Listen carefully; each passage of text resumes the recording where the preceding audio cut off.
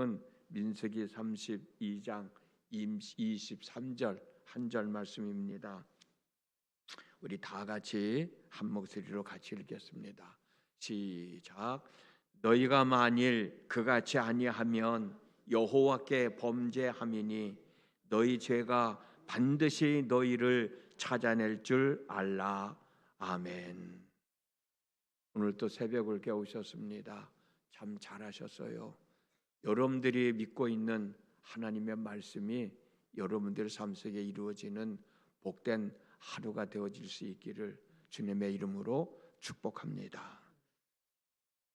이스라엘 백성들은 40년이라는 긴 세월 동안 광야 생활을 마치고 요단 동편 평지에 도착해서 이제 가나안 땅에 들어가려고 요단강을 건너 가나안 땅을 들어갈 준비를 하고 있었습니다. 그런데 르우벤 자손과 갓 자손들, 르우벤 지파 사람들과 갓 지파 사람들이 모세와 또 제사장 엘르에살과 그리고 회중의 대표를 찾아와서 하는 말이, 우리들은 가축이 참 많이 있습니다. 그런데 여기 와보니 물도 많고 풀도 많고 정말 가축을 기르며 살기 너무 좋은 땅입니다. 우리들로 하여금 요단강을 건너 가나안 땅에 들어가지 않고 여기서 살 수 있도록 이 땅을 우리에게 주면 안 되겠냐라고 요구를 해요. 이 이야기를 들은 모세는 아마도 가슴이 덜컹 주저앉았을 것 같아.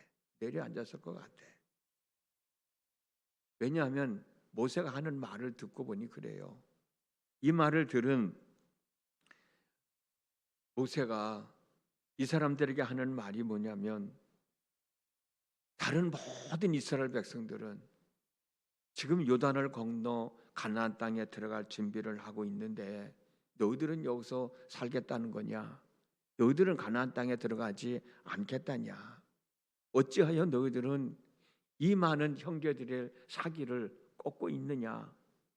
40여 년 전에 너희 조상들이 가나안 땅에 들어가지 않겠다고 해서 그때 얼마나 많은 사람들이 죽은 줄 아냐? 40년 동안 너희들은 광야 생활을 하지 않았냐? 가나안 땅에 들어갈 수 있다고 하나님의 말씀하신 사람은 여호수아와 갈렙 두 사람뿐이지 아니었냐? 너희들이 또 가나안 땅에 들어가지 않는다고 하면 분명 다른 사람들도 우리도 안 들어가고 여기서 살겠다고 말하지 않겠냐? 이번에도 너희들이 가나안 땅에 들어가지 않겠다고 돌아서면 하나님은 지난번과 같이 또 많은 백성들을 죽일 텐데, 너희들은 또 많은 고난에 겪는 삶을 살아야 할 텐데,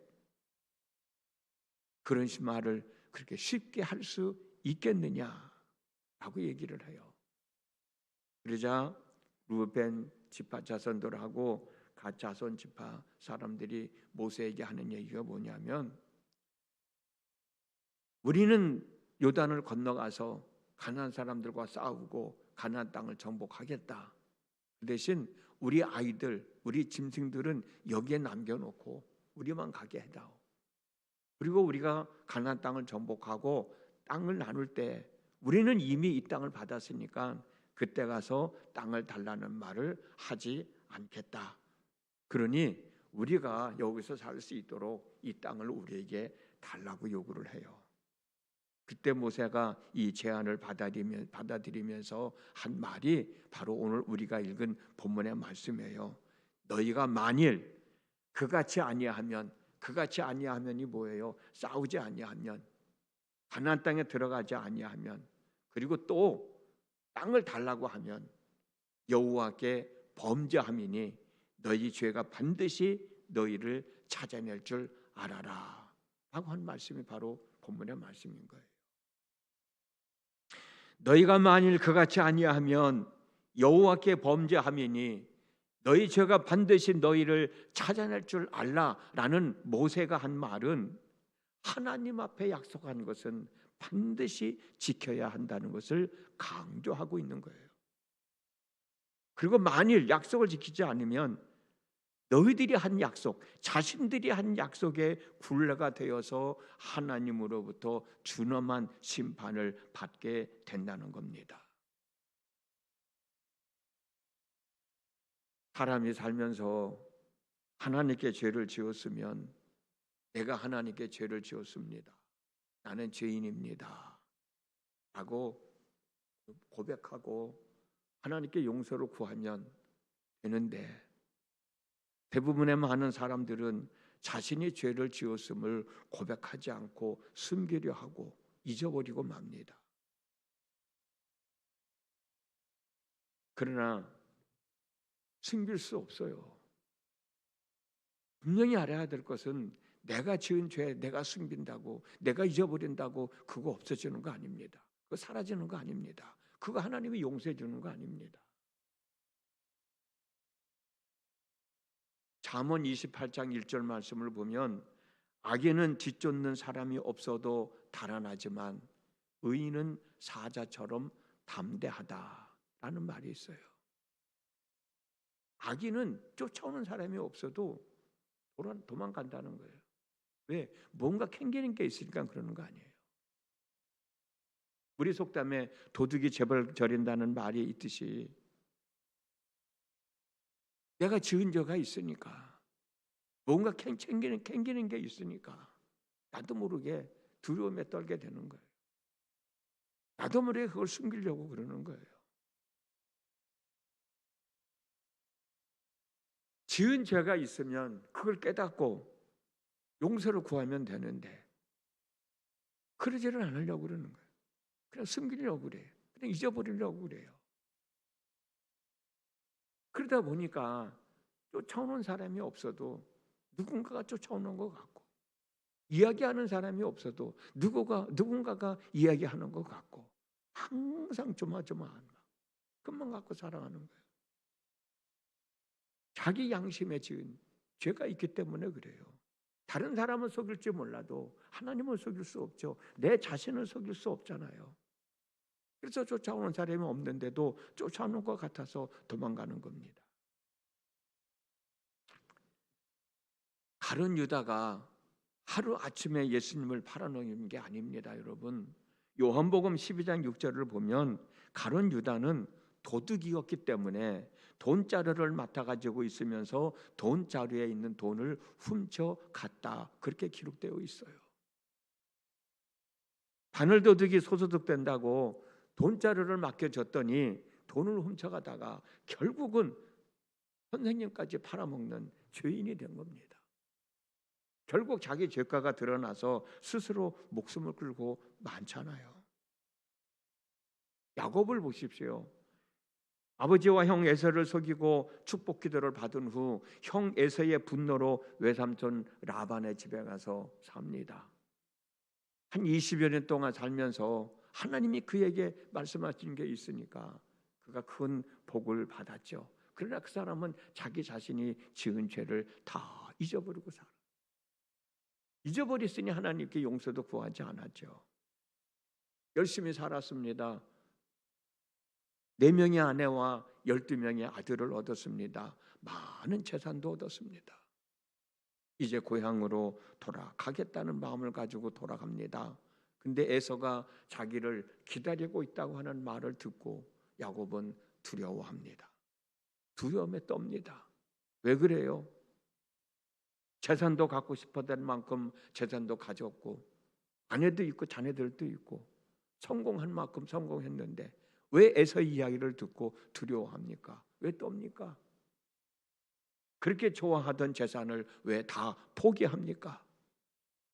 형 에서를 속이고 축복 기도를 받은 죄가 드러나기 때문이 아닌가요? 드러나지 않은 줄 알았는데 다 잊혀진 줄 알았는데 에서는 잊지 않고 기다리고 있었던 거예요. 너희 죄가 반드시 너희를 찾아낼 줄 알라. 사람은 살아가면서 죄를 짓지 않을 수 없어요. 누구나 다 죄를 지을 수밖에 없습니다. 그러나 분명한 것은 내가 지은 죄를 숨기려 하지 말고, 잊어버리려고 하지 말고, 그냥 지나치려 하려고 하지 말고, 덮어버리려고 하지 말고 고백하는 거예요. 하나님, 죄인입니다. 하나님, 나는 죄인입니다. 내가 이러이러한 잘못을 하나님께 행하였습니다. 고백하는 거예요. 사람에게도 역시 마찬가지죠. 내가 누구한테 실수한 것이 있으면, 내가 누구한테 잘못한 것이 있으면 그냥 그거 지나치려고 하지 말고 하고 하는 거예요. 용서를 구하는 거예요. 그래야 내 마음이 편하지. 그래야 내가 좀 그래도 떳떳하게 살아갈 수 있지. 그거 항상 내 마음에 짊어지고 어떻게 살아가겠어요?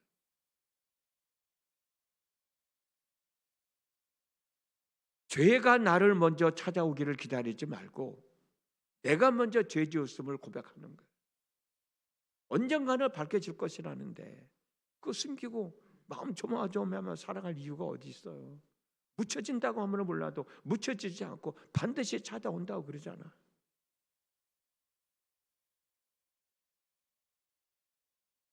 그걸 마음에 담고 불안해하면서 초조해하면서 사느니, 하나님과 나와 관계가 깨어진 상태에서 살아가느니, 사람과 사람의 관계가 깨어진 상태에서 살아가느니 내가 고백하고 용서를 구하고 하나님과 함께 더불어 살아가는 삶, 내 주변에 있는 사람들과 함께 더불어 행복하게 살아가는 삶, 그 삶이 더 낫지 아니란 말이에요.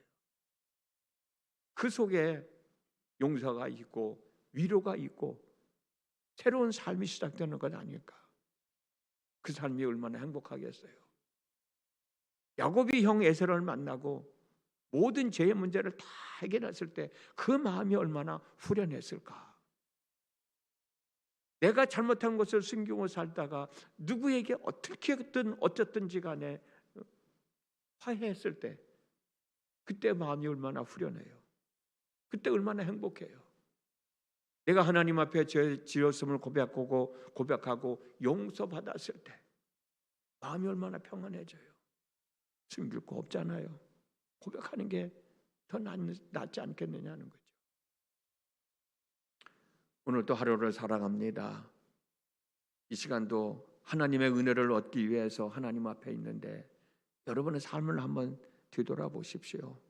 내가 고백할 게 뭐가 있나? 내가 숨기려고 하는 것이 무엇이 있는가? 내가 누구한테 가서 미안하다는 말을 해야 되는데 용기가 없어서 하지 못하고 있는 건 없지 않은가?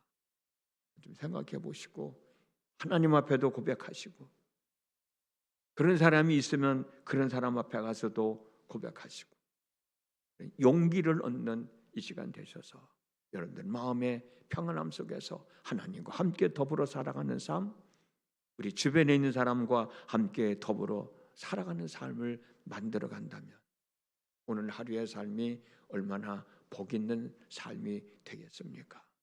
그런 날 되어질 수 있기를 주님의 이름으로 축복합니다. 기도하겠습니다. 오늘도 저희들에게 하루를 살아갈 수 있도록 은혜를 베풀어 주셨습니다. 오늘 하루의 삶 속에서도 하나님이 함께 하시고 하나님의 보호하시고 인도하여 주심을 믿고 하루를 시작합니다. 그러나 내가 하나님 앞에 부끄러운 일을 행하고도 깨닫지 못하고 고백하지 못한 것이 있지는 않은지, 숨기고 덮으려고 하는 것은 있지는 않은지 오늘 말씀을 통해서 우리 자신을 한번 뒤돌아보게 하시고 내 주변에 있는 사람에게도 같은 생각을 갖고 살아가고 있지는 않은지 우리 자신을 한번 되돌아보게 하시고 나의 부끄러운 모습이 나를 먼저 찾아와 나를 힘들게 하기 전에 내가 먼저 고백하고 용서를 구하고 내 마음의 평안함을 얻는, 내 마음의 기쁨을 얻는 삶을 살아가는 저희 모두가 되어질 수 있도록 인도하여 주시옵소서.